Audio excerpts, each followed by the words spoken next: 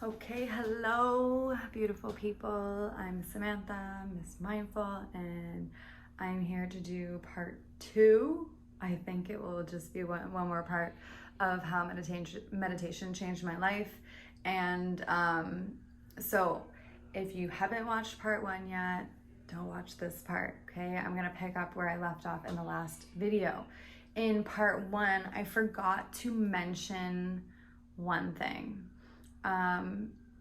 When that whole COVID vaccine mandate came through and I was in that challenging relationship, I forgot to mention that I was in therapy. I remember I was driving home from a dentist appointment with my mother, and I looked at the clock and it was 6:00 p.m. and I just started crying. I have no idea why I started crying.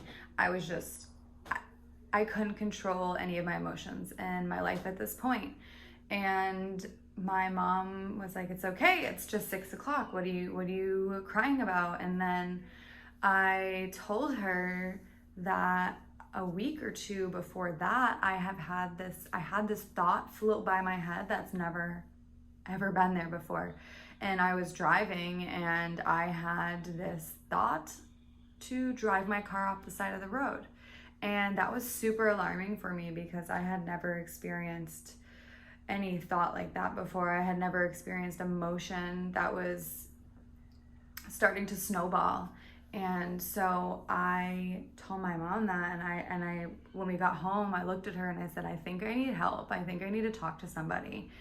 And so actually I started going to therapy. This was in November of 2021, I think. 22, I don't know, or 2022. It was COVID had already hit and we were starting at the vaccine mandates. So I think that's important to add to my story, that I was seeing a counselor over Zoom because it was during COVID, and that just was so helpful. And it helped me see a lot of my behaviors and a lot of ways in which I was acting, like programs and roles that I was playing within my family, within relationships, within all relationships. And so therapy was huge for me too. So I reached out for help because I just saw how fast this thing snowballs, and I was having thoughts about driving my car off the side of the road one day and never having that thought cross my mind before. So anyways, I think that that's important to add back into my part 1 video that I didn't mention and didn't talk about. So I get the job and I'm sitting in my backyard for hours and hours and hours a day, meditating, tuning in. I'm really distant from family. I'm really distant from friends. I'm just distant from everybody because I received this message in my heart and I knew my soul was speaking to me. I know the universe was telling me my next step on this journey, and I knew that I had to take it. And if I kept talking to other people about it, I was afraid that they were going to feed the fear in me, because I was super fearful. Like in my last video, I said that my world was so small. I'd never been away from family before. I lived really close to my family. We saw each other all the time. Everything was just comfort zone for me. I never did anything that was out of my comfort zone. Also, during this time, I started to go to hot yoga for the first time. Yoga has also changed my life. Just every time in Shavasana, I was just crying every time. You know, everyone's in the yoga studio and Shavasana, and I just have tears rolling down I couldn't control it, and I would have these visions during this time, and they would be triggered by a song that was playing, mostly just instrumentals at the end, and I would record these in my journals after. I'm like, what was that visual that I just had? It was just a scene that would play in my head, and actually a handful of them have become true here, and I've lived those experiences and those visions, which is so amazing. So anyways, I picked up yoga. I was very to myself. I was practicing yoga a lot every single day. I'm kind of the person that when I like something, I tend to do it overkill. especially if it has to do with the body and the physical body and challenging my body. Okay, so back to the story. I was afraid that people were going to feed the fear in me, and I was afraid that people were going to convince me not to go, and I really needed to be sure and strong in my decision before I shared it with anybody. And of course, I was sharing little things with them, my family and my friends, but I had decided in my heart that I was going all the way back when I was in Costa Rica the first time. On that retreat when I received the message. And so I just had to make sure that I was really clear, and not even clear. I was so clear. I needed to make sure that I was strong. And so I feel like all of this is a blur. I started teaching, the school year rolls around. So the summertime is when I went on that retreat to Costa Rica, come back, sitting in my backyard for a long time, every single day, journaling, meditating, tuning in, just figuring out what's going on, how am I going to do this, and why did I receive that message, and how, like, that's not me. I don't know how I'm going to do that. So school starts in September, and I remember going to HR, Human Resources, and just saying, what's the protocol for resigning? And they gave me the protocol. I drove back. And I was just crying on the ride home. I can't believe I'm gonna do this. I thought I was going to retire at the school. I thought I was going to teach here forever. I'm gonna move. I just bought a house. How am I gonna be able to release all these attachments and all these things and leave my family? My sport too, which was hockey and softball, and just I grew up on a lake, so surfing behind a boat and water skiing and all that stuff. As you can tell, I am surfing here. And I talked to my boss and I said, hey, it's not a matter of if I'm going to be leaving, it's a matter of when. And I shared that with her, and the look on her face was just, oh my gosh. Everyone's initial reaction was, selfishly, I don't want you to go because I don't want to lose you, or I don't want you to be out of my life, or I love you as an employee, or whatever, as my coworker. But the second response would be, if you were my daughter or you were my niece, I would go do what you need to do, go live your life. It's the perfect time, so everyone's initial response was like, hold on, what? And then, once it sinks in, like, wow, that's so beautiful. I wish that I did that when I was younger. So I told my boss, on the fall equinox, which is September 21st, I put in my resignation letter. I sent the email over. I hit send. I was crying. I just couldn't believe what was happening. All of the plans and this whole life that I had created for myself up to this point, I was just turning in and just leaving for the unknown. And so I taught until November 18th, and I resigned on that day, and that was my last day. And then I stayed another week or two. I wanted to make sure that I had time to chill out, share time with my family for Thanksgiving, and then I was off. So the morning that I was leaving, that whole day getting on the flight, I went to Miami, then I laid over in Miami, and then I went to Costa Rica.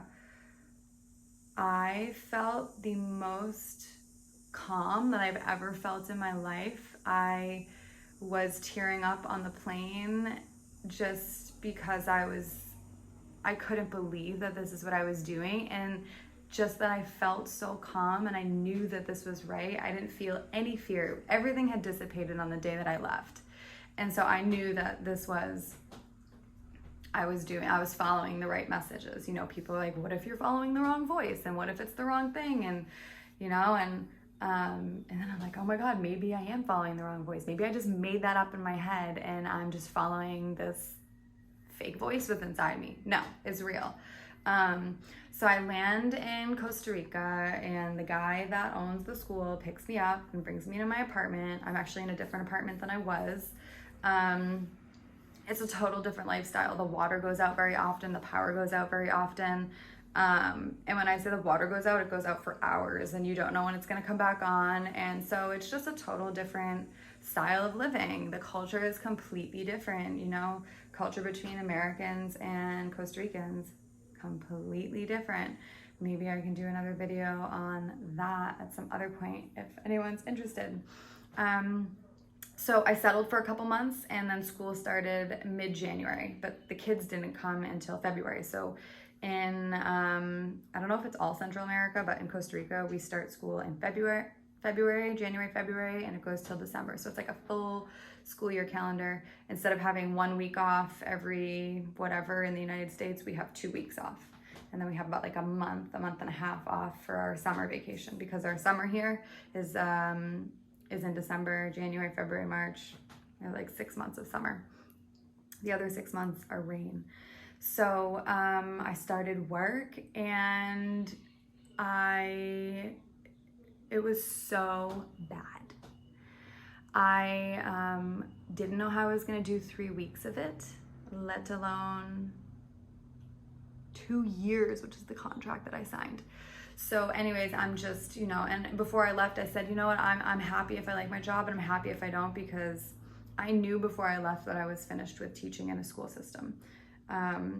And I heard this other voice while I was transferring all of my, everything that I've created the last 5 years from the school on my, my Google account. Every lesson, every worksheet, every test, I was transferring everything to my personal account, so that when they deleted my email when I resigned, that I would have all my info and I'd have all my resources and things that I created. And I heard this voice so clearly within me that was just saying, you're never going to use these again. You don't need this. I was like, okay, I'm still going to do it anyway, just in case. So I was okay if I liked the job or didn't like the job, but I really didn't like this job. It was the first time that I faced adversity. It was the first time that I experienced my children, my students, not really liking me. They did not like the mindfulness meditation whatsoever. I just used it as 3 minutes for silence, because it was never silent. And nobody would participate in it. The kids would be getting up, moving around, hitting each other. It was just such a disaster.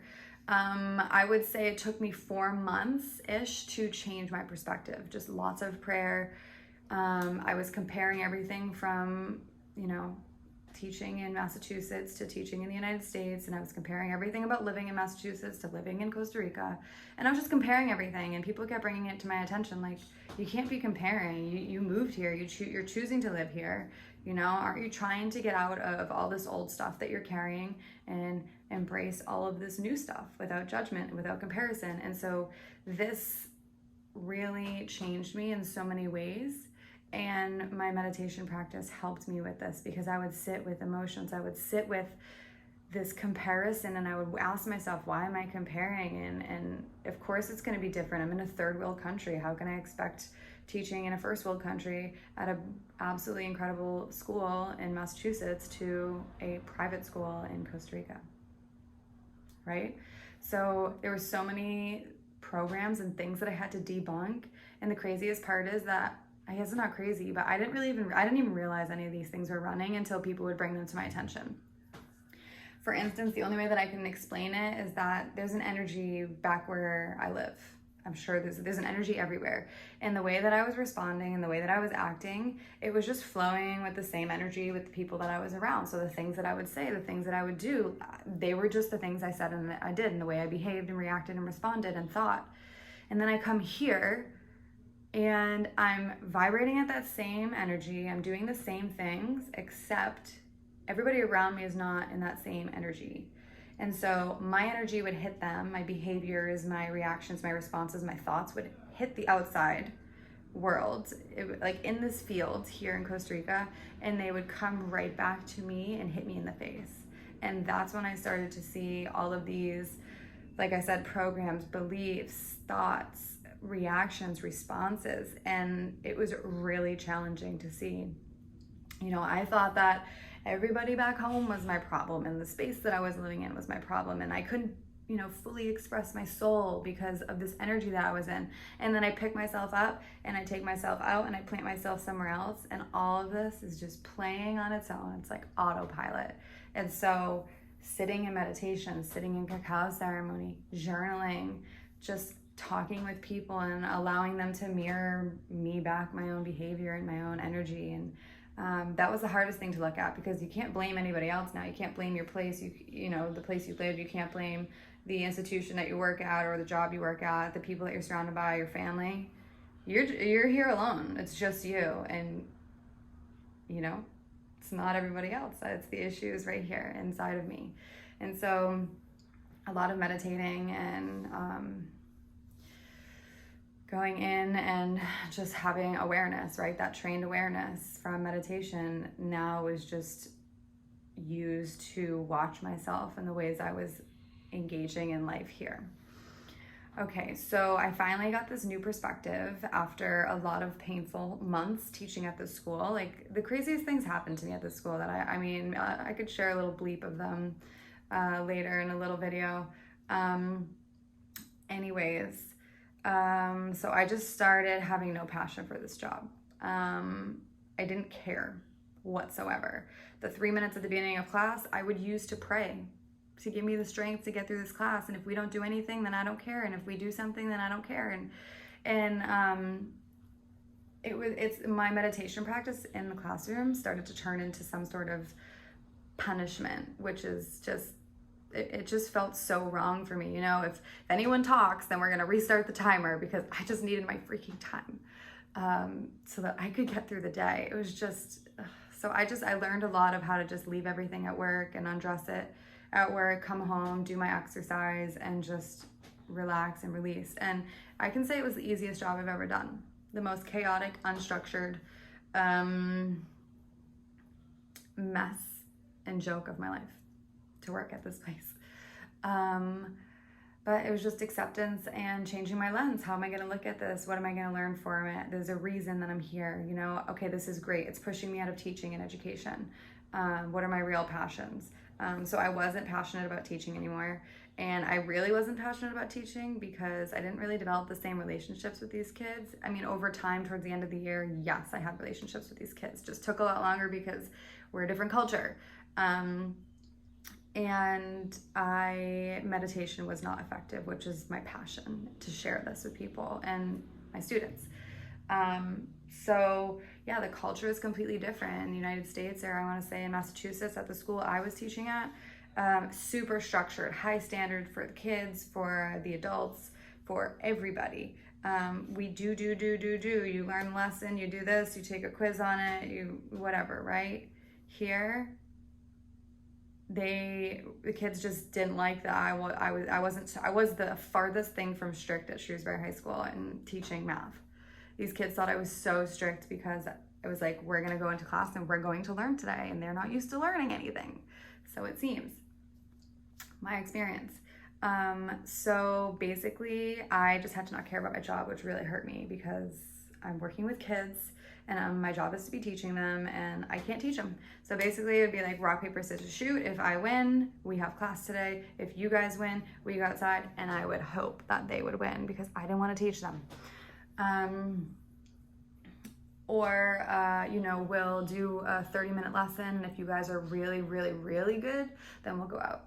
You know, so it was my incentive to just get a little bit out of them and then let them go do their thing. And hanging out outside and playing outside and soccer and all that stuff was big at school. You know, it's okay. You would never get yelled at for taking the kids out every day if you wanted to. So at Shrewsbury High, or let's not say Shrewsbury High, let's just say at any of the schools that I taught at previously in Massachusetts, like, you needed to check with the nurse and make sure that everybody's, you know, not medication, but documents like that they're not allergic to bees and that they're not, you know, whatever. And if you wanted to give them food, you had to make sure that they didn't have any, you know, the dietary restrictions. And basically you couldn't give any food to kids in the schools I was teaching in Massachusetts. But here it was like, we had parties all the time. We had cake, we had food, we'd go outside, like, and there was no regulation of it, which is pretty cool. It was just like, I went from way too much structure that it's unhealthy and it's unnatural and it's damaging the kids, to absolutely no structure and it was damaging the kids. So it was just like, just one experience to the next, just total different ends of the spectrum. So around September, I had this thought, or not this thought, but life is so beautiful and life is such a gift, and I cannot give my soul away for another year just for a paycheck. You know, like, I don't want to live that lifestyle, and I want to figure out what my dharma is. I want to figure out what I'm here for, and I want to figure out my gifts so that I can share them with the world. And it would be lovely to have a career out of that. Not a job, a career. And so I was like, okay, we have 3 months to think about this because December is the end of the school year. I have a 2-year contract. I owe these people money if I choose to break my contract. And I just know that I can't do this for another year, but I have no idea what else I want to do. So my thing was, can I let go of plan A, my teaching position, and have nothing to grab onto and just hope the universe holds me? Or can I have plan A, start to generate some ideas for plan B, build some sort of business for plan B, and then I can let go of this after my 2 years teaching there, and then I'm holding on to this new business that I create. So anyways, I make decisions to get my yoga certification. I make a decision to finish my Reiki master course. So 3 weeks after that, I got fired. They let me go. They didn't have a position for me at the school the next year. And that was it. So I chickened out of, letting go of plan A and not having a plan B. I was like, okay, I'll get my yoga certification. I'll start teaching yoga, and I'll finish my Reiki master course. So I can be doing those 2 things next year, which is the year that we're in right now. And then I'll finish my 2 years teaching at this crazy place. And I'll save some more money and we'll be done there. But no, life had a different plan for me. So let's bring you up to date with where I am now. Or I can share one thing about meditation here. I have this meditation that I've created where I can take 2 decisions or 2 different scenarios and sit with each one of them and tune into my body and see which one my body is responding positively to or negatively to. And so I knew that I was going to lose this job. I just had a feeling. And when I did this meditation, thinking about teaching at the school for another year, my whole body was heavy and I just felt, ugh. And then when I thought about walking into this meeting and then being like, hey, we're actually gonna let you go, I felt this really little bit of excitement and nervousness in my heart. And I was like, And I actually figured out in that time that if they do offer me this job, I'm gonna be really sad and upset because now I'm gonna have to do this for another year. And that was a horrible year, working wise. It wasn't horrible after I changed my perspective. However, it was horrible in the fact that I wasn't passionate anymore and I really shouldn't be teaching these kids if I really don't care. That's not a good teacher, and that doesn't make me feel good at home. You know, when I come home and I have a bad day, which is many days, and so it didn't make me feel good that I wasn't passionate and that I didn't care. So anyways, this meditation helped me, and I am going to post a meditation on here about that. I walk you guys through a meditation where you're making 2 decisions, or you have these 2 options and you don't know which one to go with. And so I walked into that meeting and I knew it, and they were like, yep, we don't have a position for you next year. And I'm like, I'm just gonna cry. And I cried, and then I just grabbed his hand and I said, thank you so much for this gift. I've been wanting to start my own business. I'm not sure how to do it, and I've just been frozen about it, and I don't, I'm kind of scared about it. So thank you for this gift, because this is the universe answering my prayer of giving me a loud, clear answer that I asked back in September, when I realized that life is so precious and each breath is a gift. And how can I do this job again? I can't do it. I'm not gonna, give away my energy and my soul for a paycheck. It's just, I don't want to live like that. So my prayer was answered, and it's been really hard the last 3 months. I have been running away from this feeling of discomfort, and that's okay. That's been my process. So right after school ended, I went to Monteverde, which is a beautiful place here. It's in the mountains. It's called the Cloud Forest. And I did 3 days of a one-on-one Reiki master course with this beautiful woman. And so I ended up getting that certification.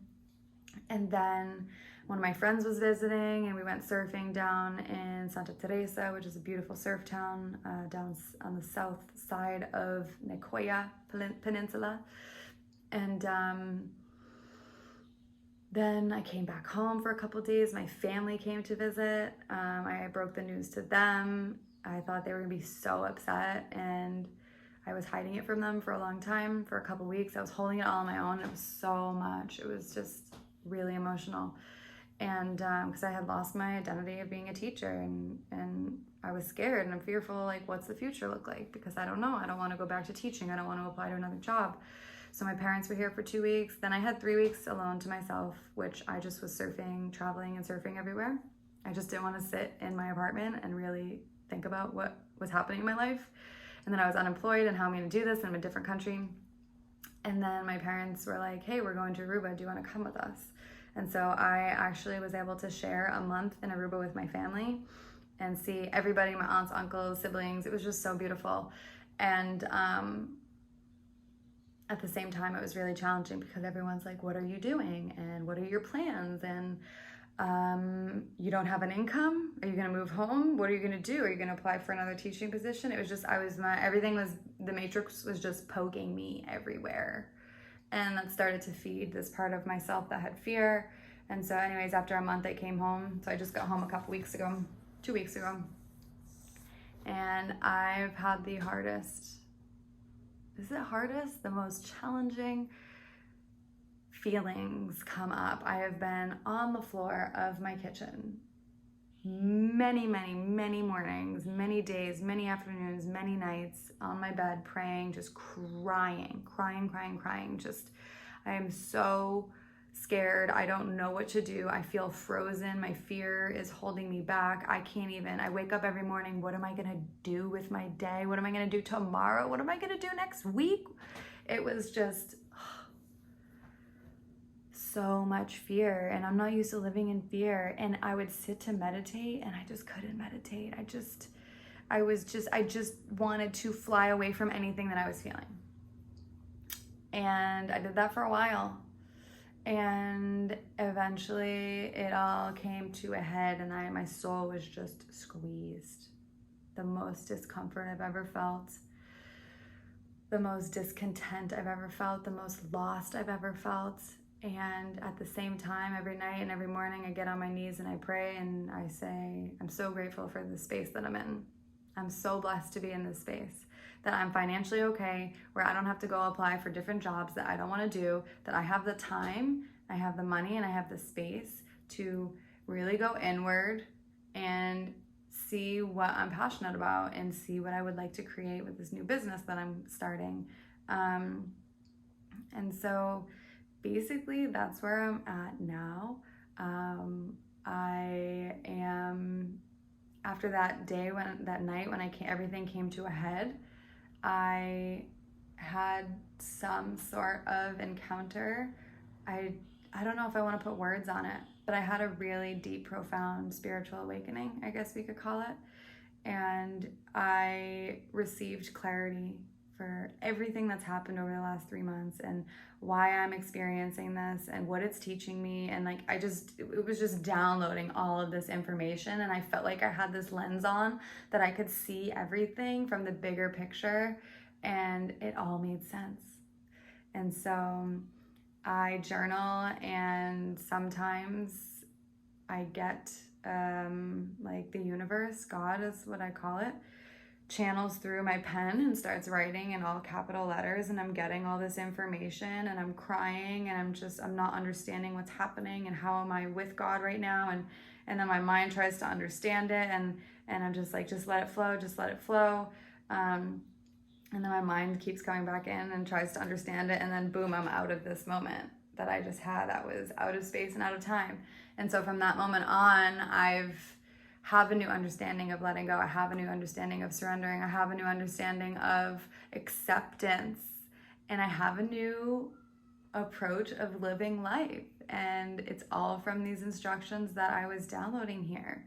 And one of my friends, beautiful friend, gave me this practice because I was in a bind one night and I just was on the ground crying. I didn't know what to do with my life. I did this meditation where I had these two decisions. Should I do this yoga course, or should I use that money to get coached by somebody? And I did the meditation, and I just slid onto the floor and just cried. And then I left my friend this voice note, and we got on the phone. He's actually a coach, and we got on the phone the next day. And anyways, he left me with this practice, the practice of doing nothing. Mastering the art of doing nothing.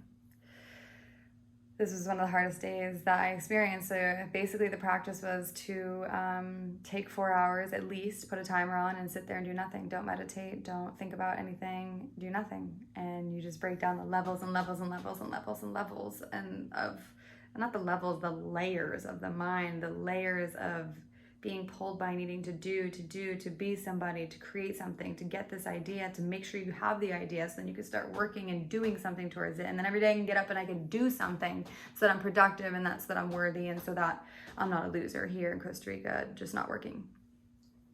So basically I had this night of a very deep and profound spiritual awakening where I felt like I received all of the downloads that I needed for this part in my journey. And from that day on, everything has switched. So that brings me up to today. I've been diving into my passions, which, what does that even mean? But what brought me happiness and what did I love to do? And it was to share my story, share my vulnerability, and to share meditation with my students. I don't have students anymore. And so I created this YouTube channel, and I opened up my Instagram account that my students are on. It's called Miss Mindful. Follow it. I post pretty much everything here and there. And I'm just feeding that, and I'm just allowing this energy that wants to channel through me and my soul to come out and to come into these videos, to come into the meditations, and just to share. And so right now that's where I'm at. I do have a coaching program coming up soon, and we'll see what happens. So from here on out, I'm just going to be sharing my journey of things that I've been through, not like stories like this, but just specific events that have happened, specific downloads that have come through, and just ways that I'm navigating this really unknown space. So thank you for listening. I hope that you enjoyed my story. More to be continued.